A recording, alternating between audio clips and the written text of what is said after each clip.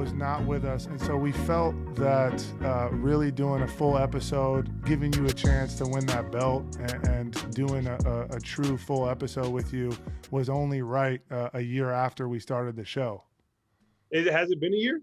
It's been a year, man. We just actually released our 1 year episode where we kind of recapped everything and we talked about the show. And it's been a crazy year, dude. You know, and you're definitely one to thank because you helped me launch it. You know, at that time, it was just kind of something that I was, you know, it's like you go into something new and you're unsure and you don't know what's going to happen. And it's become something that's like a vital thing in my life. And I love doing it. And I'm glad I'm doing it with my brother, you know, which is another kind of bonding thing. So it's become so important to me. Right. I'm glad you had me on, bro, and I appreciate that I could help. But this is all you're doing for sure. Well, look, man, I don't think you need an introduction because we've obviously had you on before and we've introduced you before, but you're a new man since we last had you on the show. You have the game has changed. Yeah, the game has changed. You have a new nickname. You have a guaranteed contract. You played a full NBA season, almost made the playoffs. Lots to talk about on this fresh episode of the Bridge to Bridge podcast. I'm excited, man. So I want to start off with the beginning of this last season. You know, you made it through training camp and you got waived. A lot of emotions going through the mind at that time. Can you talk a little bit about that? And, you know, were you confident that you'd be picked up? Man, like you said, a lot of emotions. I was heartbroken, bro, because I was obviously for many reasons. And obviously, as you know, like you've been a huge supporter of mine. I bounced ideas off you and stuff like that. But, you know, it's like you being fired from your dream job, you know, just like this is everything I worked for my whole life, you know, sacrificed everything to get to this point, and you're so close. And then it's kind of like, oh, I don't want to say you're not good enough, but whatever reason you want to use, it's not enough. And so I was really hurt, but, you know, then to hear that they were going to bring me back on two-way, it wasn't what I wanted, but it still, in actuality, I was like, I still get the chance to be in the NBA. And I mean, had I stayed on the team initially, as opposed to being waived and put on two-way, I would have still been in the same predicament, a non-guaranteed contract. You know what I'm saying? So the way I looked at it when I was put in that situation is I'm either going to be out of the league next year because I'm not good enough, or I'm going to play my way into some money. And so when they waived me last year, when I first got put on the team, when I came from the G League, I signed a 3-year deal, non-guaranteed deal. And so when they waived me and put me on two-way, that was kind of like the silver lining for that was, you know, that 3-year non-guaranteed deal goes out of the door. Now it's like, yeah, I'm going to take an L on some money this year, but I can play my way into an actual contract and then kind of navigate my way into having more control over my destiny, if you will, you know what I'm saying? So it sucked, but then in actuality, there was some benefit to it also. Is that conversation like we see on HBO where, you know, the coach brings you in the room and he sits you down and he's like, you know, sorry to tell you this, but we're going to move in a different direction? Or is it really like a business? It's like a phone call. I mean, what's that whole thing like? Well, more often than not, you can see it coming if you're realistic with yourself. And so I was realistic with myself in preseason. I knew that I was going to get waived. I don't think I went into preseason to hurt myself, but I definitely didn't help myself. And so, I mean, this is the only organization I've been with is top of the line organization. Everybody's great from the top to the bottom. So they brought me into a room, told me face to face. And like I said, I seen it coming though. So I was prepared for that moment. Did one of the questions I was going to ask, you know, a lot of times on the show, we talk to, you know, highly motivated individuals, and Mike has caught me up on your story and how motivated you've been from, you know, the start and playing in the league in Mexico.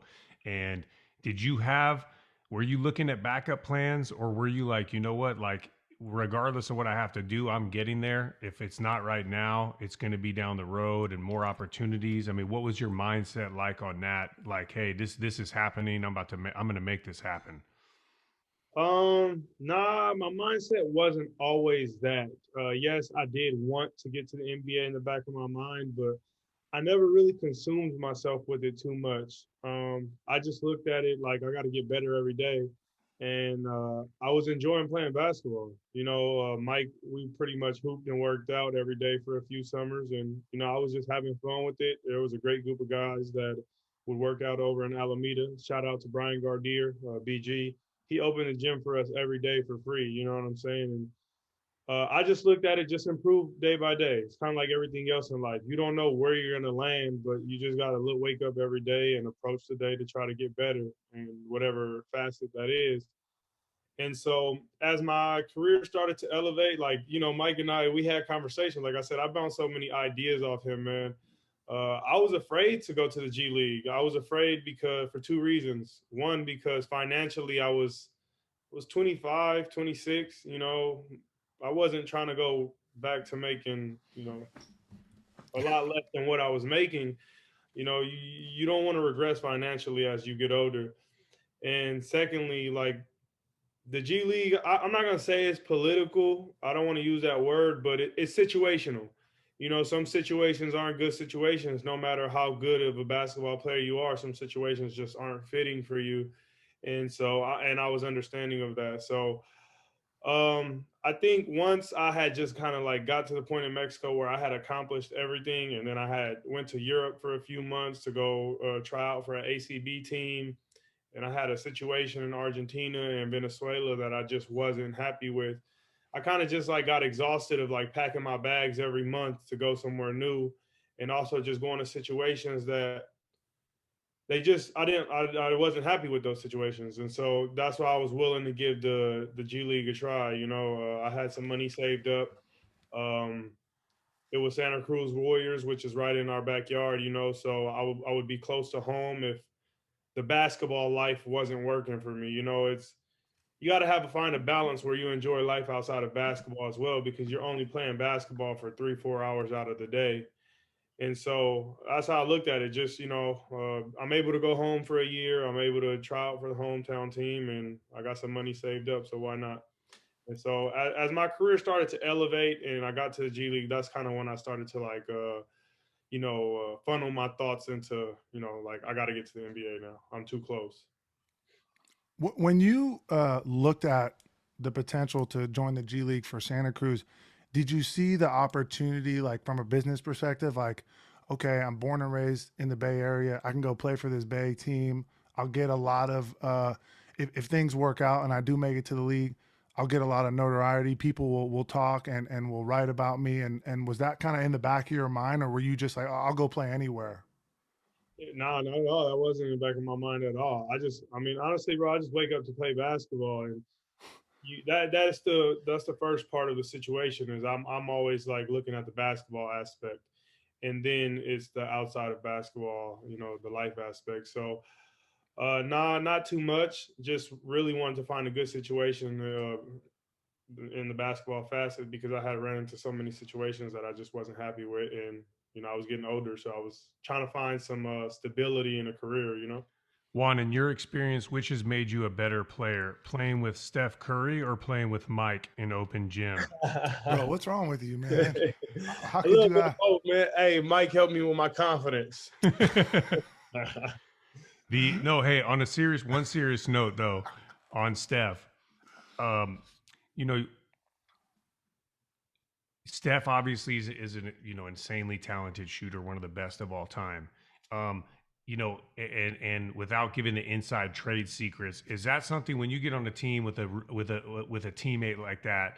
Are you instantly becoming a better shooter through that, or is it not what one would think that like, hey, Steph's not giving shooting tips to other teammates? Because obviously you had an impressive 3 game in this last year. Was that always a strong suit for you, or is that something that got better with the teammates? It was not a strong suit for me. Feel right. No, it wasn't, man. I actually, so I mean, there's a little bit to answer both parts of your question. Like, stepping into the gym with Steph is just you stepping into the gym with greatness. And if you're a competitor and you challenge yourself as a a player and as a man, as a human being, then you're just gonna want to reach that bar that they set. Now, obviously, that bar is insanely high, but I used to think making 5, 6, 7, 8 3-pointers in a row was elite, and it's not. That's pretty average in the NBA. Making 20, 25, 90 in a row, that's elite. And that's what I get to see every day. And obviously that's an anomaly, but just having the privilege to be around actual greatness, like there are people who do amazing things in life. And I'm not comparing apples to oranges, but in regards to comparing apples to apples in basketball, he's an anomaly. Like, it's beyond amazing. It's great. It's GOAT status. We won't see another guy like this for a long time. And so I just took it upon myself to, I challenge him. I know I'm not as good a shooter as he is. I know I'm not as good a shooter as Clay is, but I'll joke with them. I'll bet you, like, let's compete type Yeah. stuff, and they'll laugh at me, which I get it. Like, they know that I can't compete with them in a shooting contest. But my point being is that, like, I'm not afraid to approach greatness and challenge greatness, because I also want to be great. And so internally, I took it upon myself to ask for help from other coaches. And so the other part of your question is, I didn't really work with Steph too much. I just got to watch him and watch him lead by example. And I really worked with a bunch of people helped me a lot. Ron Adams was a very vital part of my development. Aaron Miles, a very vital, my player development coach that I work with every day. Khalid, Coach Weems, whom was my head coach my second year in the G League. And then obviously Brian Gardier. There were so many people that helped me, improve on my shot. So it was just really my own wanting, my own desire to, want to be like, not want to be like those guys, but Be great. Yeah, you want to hang with those guys, and also be able to put them down on a couple of bets and challenges, and be like, hey, I just dusted one of the best in a shootout competition. I mean, that makes sense as far as how that would rub off and just make everyone better. Yeah, and then, like, I also want them to have confidence in me as well. Like, Right, when they pass you the ball. I mean, when that video that went viral, when I passed it to Steph and I celebrated before the shot even went up, because that's the type of confidence I have in him, because I've seen him make that shot a million times in a row. And so, like, they have to have confidence in their teammates also. Like, I got to show them that I can make this shot in practice. I can make this shot under pressure. And obviously the game is a whole different situation, but still, nonetheless, it's, I've seen him make this shot. I have confidence in me passing him, the ball when I'm being double teamed or in a pressure situation and I can't get a shot off. Like, JTA's open. We're confident he's going to make that shot. Speaking of that video, a great video. I was going to mention that at some point, the viral video, the skip pass, and then bam. Obviously seemed like on the spot, not planned, I'm guessing, just in the spur of the moment, you're excited. You know Steph's going to knock it down. From your perspective, that to me seemed like an arrival video. Not necessarily, the NBA is a huge part of talent, ability, skills, but it's entertainment as well. Mm-hmm. And what about, can you talk a little more about that video as far as, like, did it open a bunch of doors, the notoriety, the attention? I mean, obviously it wasn't a play that was some amazing, it was a skip pass and a celebration, but it kind of puts you in that spotlight, tremendously. Yeah, I mean, I think that's one of the gifts of playing. I mean, I don't play for, all the extras that come with the game, but one of the extras that come with the game is visibility. It's marketing. It's all those things. And so that's one of the gifts or the privileges of playing with guys like this. The visibility is so high. I mean, dude, I have more fans in Brazil and China and stuff like that than I ever imagined. Like 100 burner accounts of me on Twitter, like, every day. It's insane. But all of that came about, there after that Bleacher Report tweet. And I responded jokingly like, "Hey, my name's actually Juan," and then Steph retweeted it. So it just took off, you know. Then I went on the jump to talk about it. I think people just appreciated it. Also, I mean, it was COVID. There wasn't too much to talk about. It was hard to, you know, find the light and all that sometimes. And so, yeah, it took off. I gained a lot of notoriety, and then people still talk about that stuff to this day. I mean, people are still tweeting at me about it and responding to it.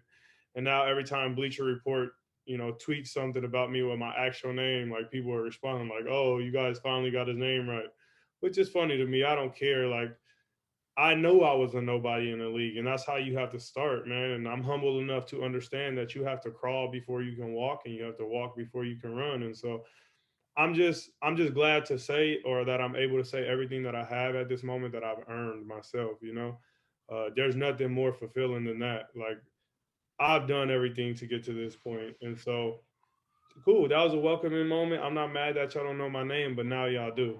Yeah, and that was for sure an arrival moment because I remember talking to Mike watching the season and how blown away I was with your play, and your play is what got you. That was like the icing on the cake. Like, hey, you know, Juan is here, and now like you guys know he's here because we all know that. So that was really cool. But obviously, you know, you had cemented yourself, I think, by that point as a huge contributor and team player for sure.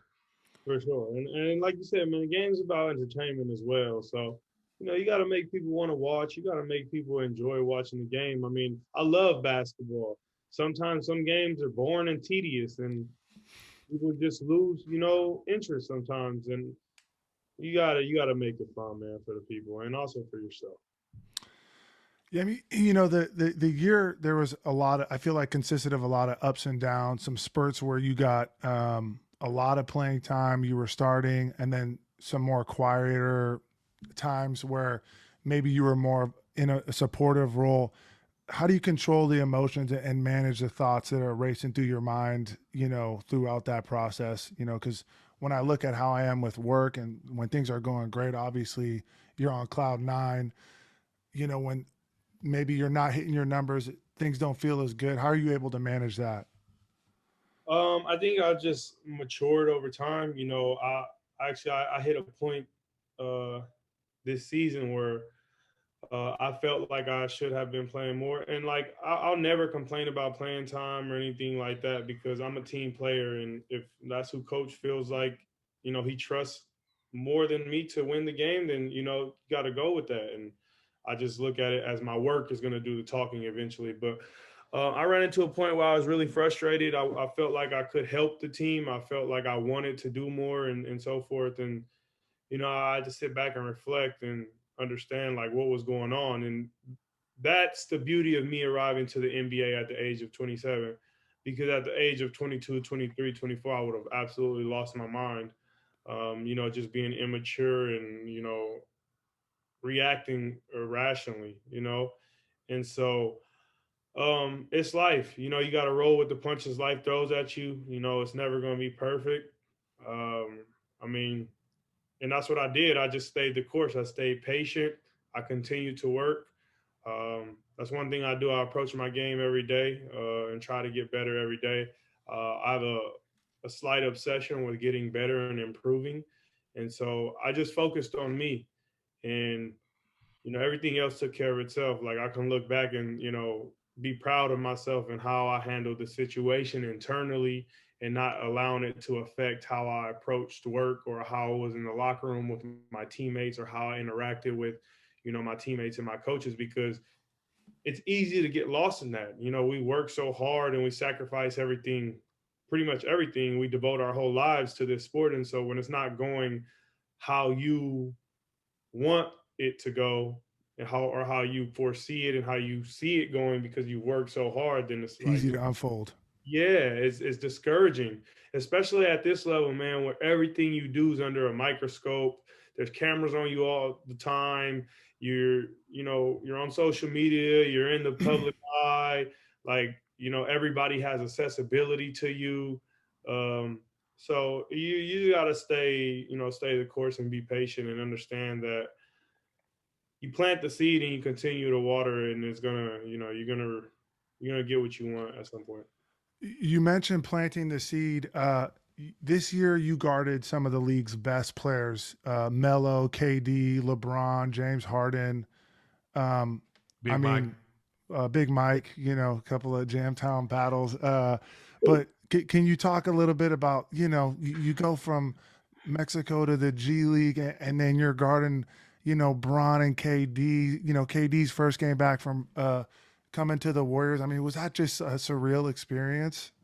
Of course. I mean, for me, man, I'm confident in who I am, so I never worry about like giving people their props. Like I Right. never worry about being a fan. Like Yeah. You're from Oaktown. You're not going to show up awestruck. It's game time when my guy enters the gym. That's by birthright. You know what I mean?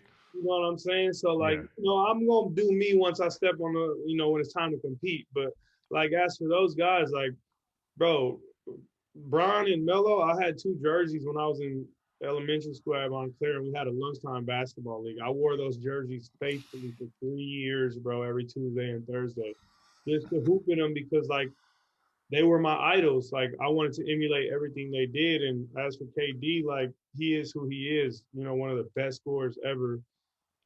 Legend. Like these are guys that they've accomplished everything that I aspire to accomplish as a basketball player. Gold medals, championships, MVPs, rookie of the years, et cetera. I mean, the list goes on, bro. And so, like, I'm a fan, and I mean, it's cool to be competing against these guys that I've watched on TV for so long, and I've admired for so long. So, I mean, sometimes it's hard not to be a fan, but when you step in between those lines, it's time to compete. I think that's why those guys, respect me because like I don't back down for them. I'm not afraid of their greatness. Like for me, it's not like, oh shit, like these guys are greatest. For me, it's like, yeah, like I get to challenge myself and guard these guys and see where I stand as a defender, as a basketball player. Like I get to go up against the best, and so that was a lot of fun, and I appreciate those moments because it's not every day you get to play against LeBron or KD, and so it's something I'm very appreciative, man. Appreciative for. Who obviously cardio is a big part of basketball, and obviously you practice with one of the most insane move around players that's like a human pinball in Steph. Who in the league outside of your team have you played against where you're like, man, just stop moving, like just let me catch my breath for a second? Man, to be honest, like I'm in pretty good shape, and to be 100% honest, I don't think anybody compares to the shape Steph's in. Like it's to a point where I'm even like being a spectator when I'm watching Steph play, and I'm just thinking in my head like, man, I would hate to be the guy guarding him because he literally doesn't stop moving at all. And it's hard to answer your question truthfully because there's nobody that even comes close to that moves as much as Steph does off the ball, especially not a guy with that usage rate. I mean, there are some guys who are probably just like myself who are very active on the floor, but my usage rate isn't as high as Steph. I'm not shooting 20, 25 shots a game. I'm shooting 8 shots, 7 shots a game, maybe 10 on a great night. And so just for somebody with that usage rate, that caliber of a player, there's nobody that I can even think of to answer your question. Honestly, I think that he's just in a league of his own when it comes to him moving and playing off the ball. For sure. Hey, so you got this new nickname, Juan T. Don brought up the coming out party. I felt like that game was kind of like the coming out party for me, because there was a little on court scuffle, and not scuffle, but like it's just like it was like, yo, I'm here. And then you got this nickname. Was that kind of, did you feel like, it was a rite of passage for you when you got the nickname and the teammates are calling you something different, or is it just kind of like whatever, no big deal? I think that kind of like stamped me on the team. Like I've said in other interviews, it's one thing to be on a team, but it's another thing to be a part of a team. Right. Be a part of the culture, to be in the locker room, and somebody that the guys would text and say, hey, just come kick it, or let's go get dinner. You know, I've been on teams where there are some guys who don't even, you know, interact with, you know, guys on the team outside of basketball. And so that game, actually, when that happened, I didn't dress. I didn't dress. I'm sorry. Um, and it was just kind of like some after the game altercation, some miscommunication. That's how I look at it. I don't look at it more than anything like that. But you know, just to have those guys, Clay and Draymond, have my back, like those are household names. You know, they get a lot of respect in this league, and that's a huge component to being in this league, having respect. You know, it's an alpha male league.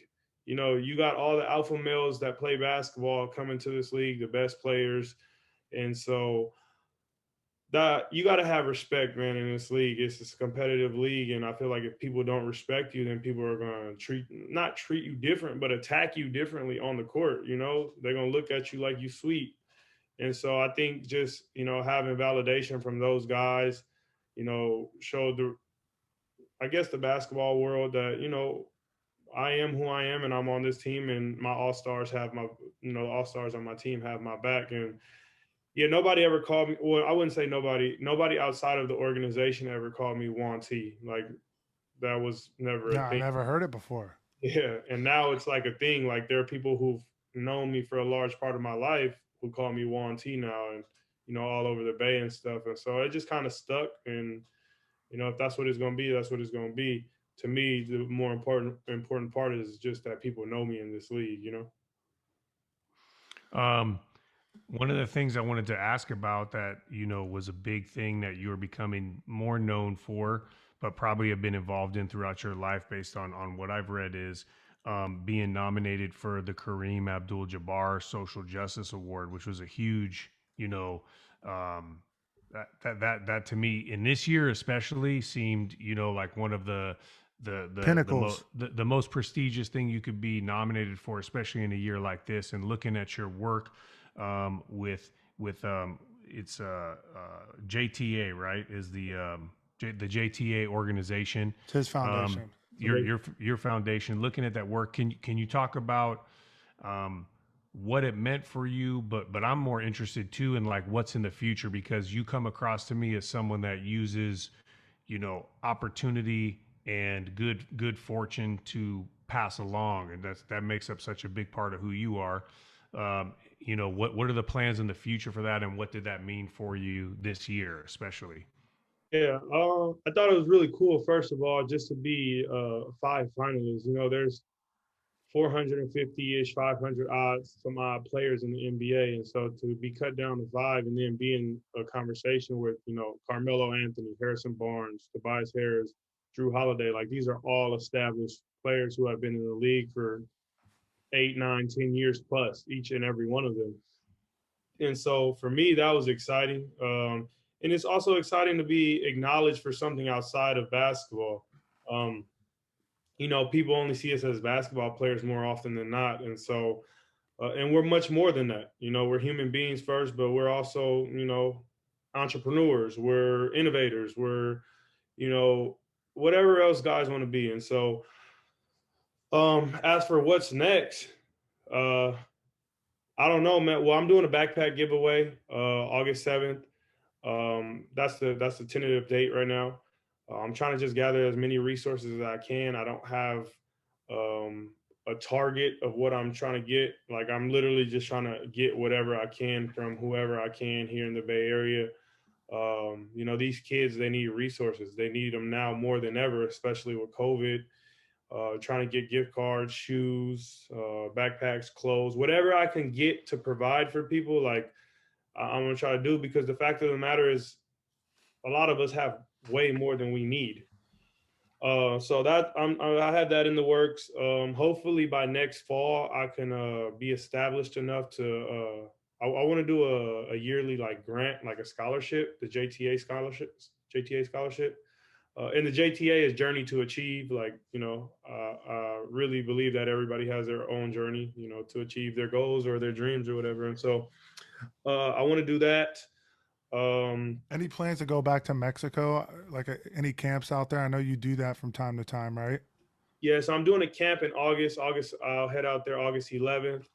Um, I wanted to rebuild, or renovate a court in Isla de Mujeres. I went down there for vacation. I just went to the island, and they play basketball down there, and that's exciting. And like, I would love to just go stay down there for a month or two in the off season. Like, if I could, if there was like a nice gym where I could, work on my game every day and just, focus on my craft. But unfortunately, there is not. And so hopefully I can get to the point where I can be a part of something that can be created there and be built there.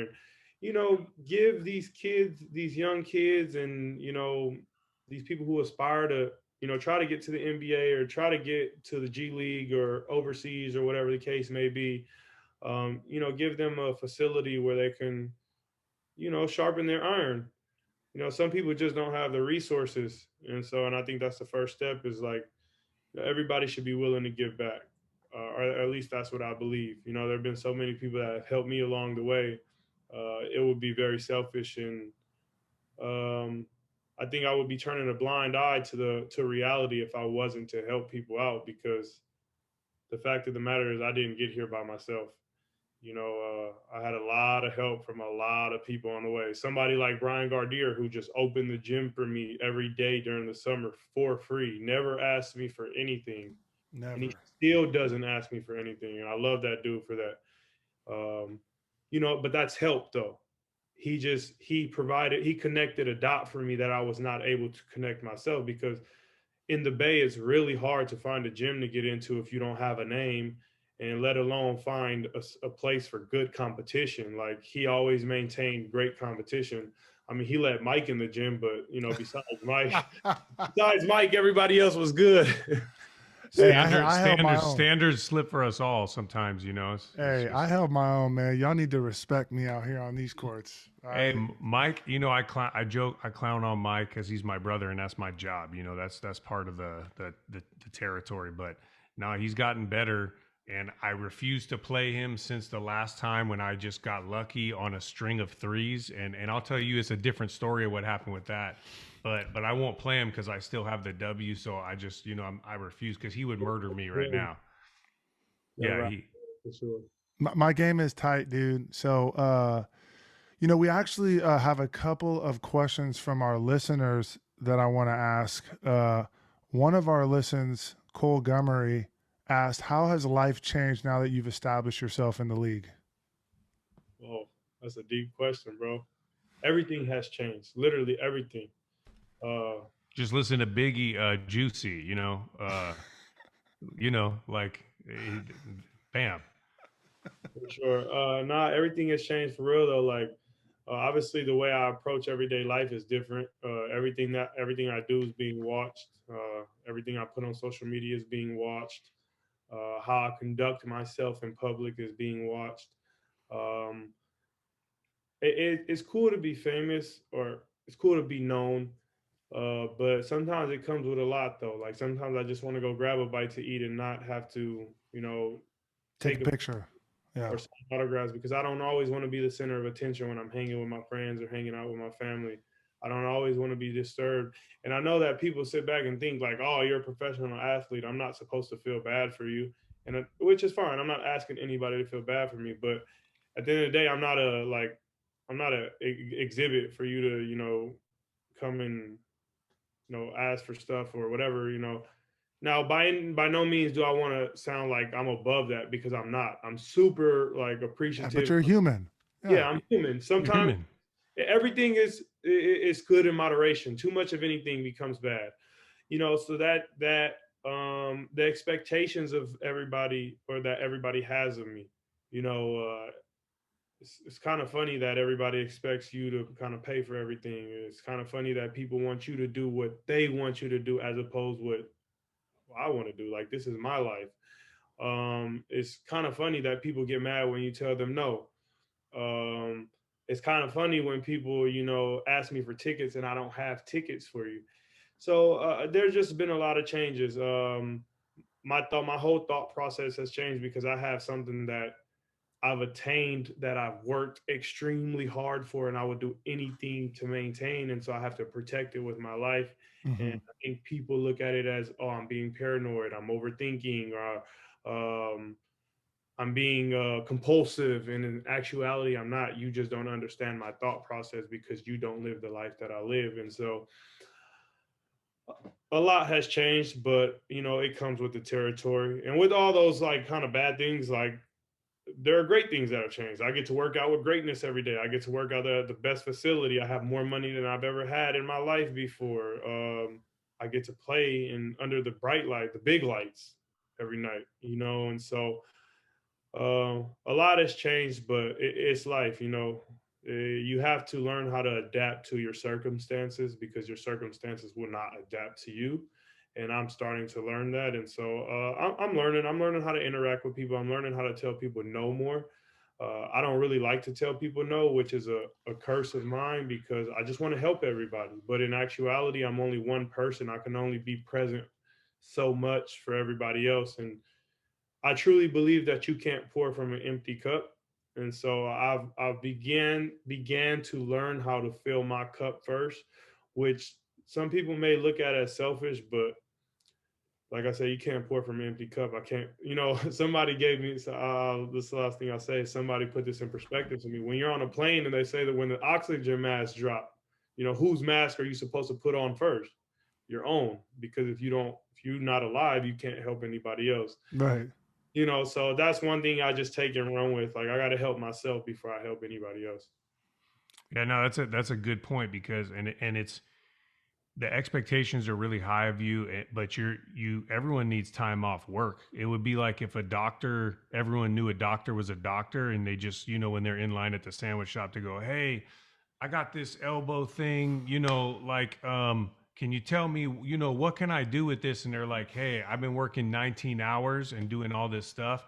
I'm really just trying to get a bite to eat and like just be in my own head for a little bit, be in my own space. But like you said, the expectations, it's like you could do 10,000 autographs and you tell one person no and someone gets it on film and they go, oh, big bad Juan, he won't sign autographs. And it's like, come on, man, that was one out of 20,000. So I know it's tough for you guys for sure. And I mean, that's got to be a tough part. Yeah, like I said, it's what comes with it, man. And you just got to learn how to navigate it, because I feel like when we speak about it, it kind of comes off as if we're unappreciative of the fans and stuff. And I don't ever want to sound like that because I think it's super dope. People ask me for my autograph, honestly. But like I said, too much of anything's, bad. You need things in moderation. One more user question before we do the belt. It's the big lightning round. The bridge to bridge belt. A lot of serious questions, but another listener, actually Anthony Tuso is his name, asked, "What are Juan's thoughts on Team USA's rough start to the Olympics?" Man, that's a great question. I kind of gotta be careful how I answer this question. Yeah, that's right.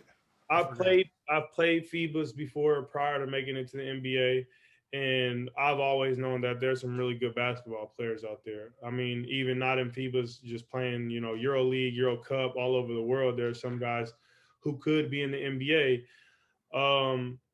So basketball is growing all over the world, and I don't think one thing about the United States is like we kind of live in a bubble. We're kind of oblivious to some of the things that are going on outside of, our home. And that includes the growth of basketball and the development of basketball all over the world. There are some really good players out there. So part of me thinks like, it sucks that, they lost those two games because when you go to these different parts of the world, there are some parts of the world that think their basketball is better than USA's basketball. And it's not. We have the most talented players in the world. But a lot of these teams have also been playing together, for 10, 15 years. Some of these guys get on the national team at the age of 14, 15. And although they may not be playing in the games and you or us as spectators don't know who they are or don't know their name, they're still amongst this fraternity, this brotherhood, this culture. They're building something. And unfortunately with the USA, they only send their top NBA players when they're pre-Olympic games or Olympic games, the serious games. They don't send guys to World Cup. They don't send guys to the window games. And so there's so many rotating players that it's hard to build a fraternity on Team USA. It's hard to, create this cohesiveness. And so with all that being said, I wish they would have won those two games, but also Nigeria is a really good team. Right. Nigeria has a pretty much loaded team, all NBA players. Shout out to, the guys I know on that team, but one of my vets that I played with in Mexico, Jalil Akindele, he was a captain on Team Nigeria. He kind of helped create that whole culture they have growing there. And also Australia is a pretty good team. They're a competitive team, but that goes back to my point to say that, basketball is growing worldwide. And so do I think the USA should have won? Yes. But then I'm also understanding that these games are tune-up games and the real games are what matter. And I'm still confident that USA is the best team in the world. And so I don't put too much stock into these games, but just being a spectator watching it, but also being a player, I understand that everybody's just going to create this huge narrative that, this NBA team is not good enough to win the Olympics. And in actuality, they're good enough to beat any team in the world. And so I'm excited to watch the Olympics. I'm excited to watch good basketball. I have friends who play for Spain. I have friends who play for Italy. Like I said, I've been playing FIBAs for 5 years. So I know a lot of guys all over the world, and I'm very respectful of, in the different countries and different styles of play. Hey, so before we let you go, we do a lightning round, which we didn't do in the first episode, but we basically ask you specific questions pertaining to the Bay. Dom is actually an Oakland native, so he's going to ask you, where'd you grow up, Dom? West Oakland? Yeah, 54th and Whitney. So down over there before West Oakland became the West Oakland today. It was legit, and I grew up there until I was about like 9 or 10. So, but I remember some of my fondest memories out there in Oakland, and we had some questions on previous lightning rounds about like Fairyland OG spots in the Bay Area. So yeah, we're gonna do this lightning round again. I gotta warn you, it's made to be really difficult. So we'll start off with it gets more difficult with each question.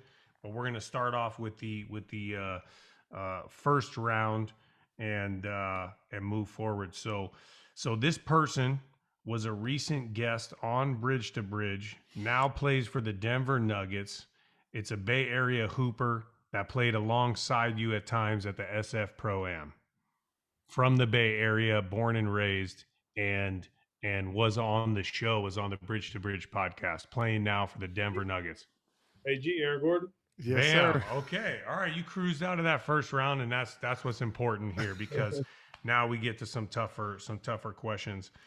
Now, at one time, this person played for the Warriors. This is a basketball legend that I'm going to ask you about, and this is Wilt Chamberlain.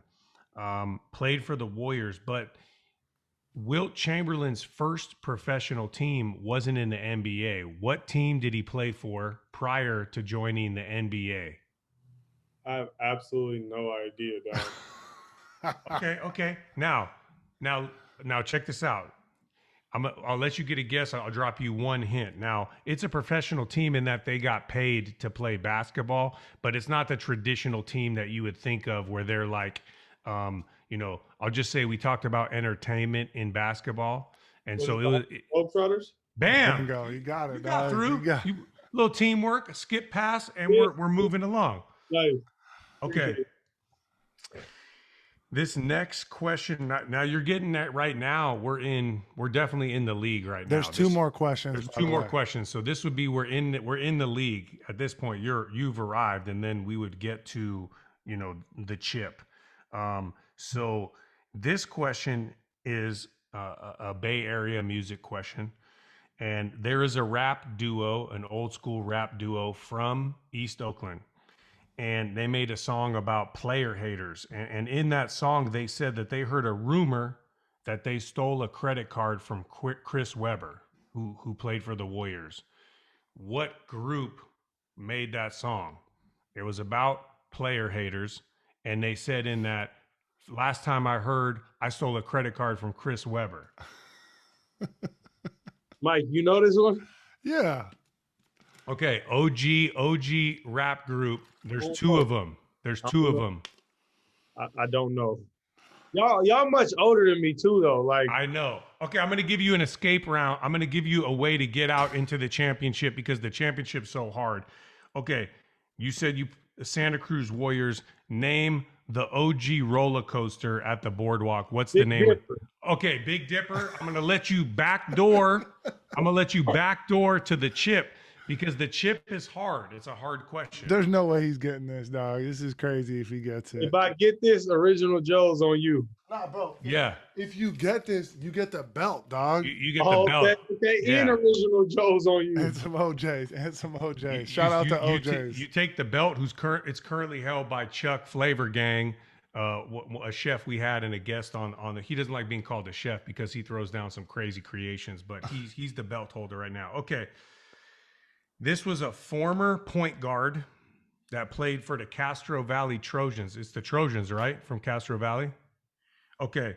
This former point guard, you could arguably say was the most successful business person, second to what you're going to achieve, of course, to come out of Castro Valley High.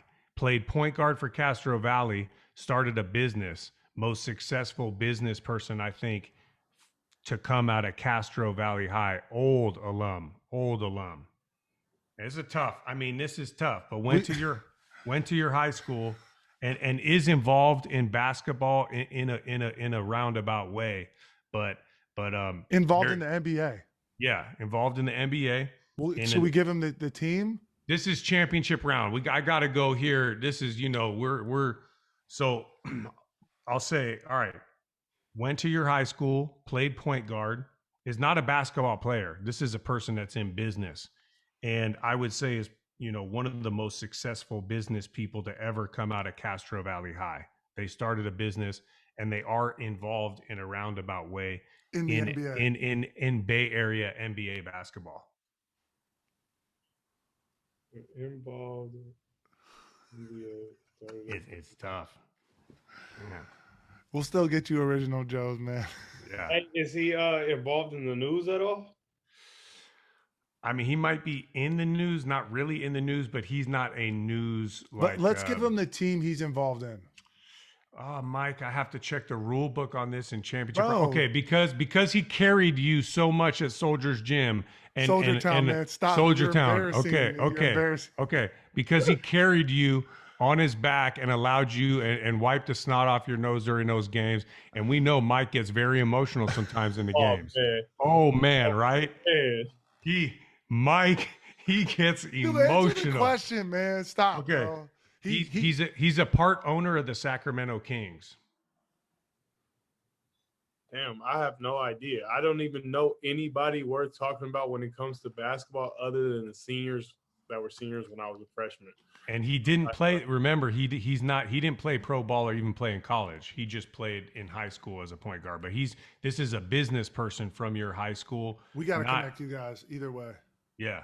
Yeah, because I have no idea who this is. Who is it, Dom? His name is Mark Mastrov, and he started 24-Hour Fitness. He actually founded 24-Hour Fitness and CEO, went to your high school, and also is a co-owner of the Sacramento Kings. He's a Castro Valley High alum.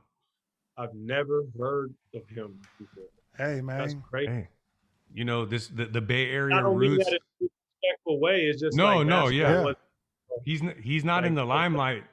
Yeah, but he started 24-Hour Fitness and he's a co-owner of the Sacramento Kings. So hey, you know what? Right now, a lot of people don't know about Bridge to Bridge either, but we're gonna get there soon, bro. Sure. Yep, sure. That's true. That's true. Hey, Juan, look, man, we appreciate you coming on for a second time. Your charity for the week. We're very grateful that we were able to put this stop, bro. Second episode together. Stop doing that.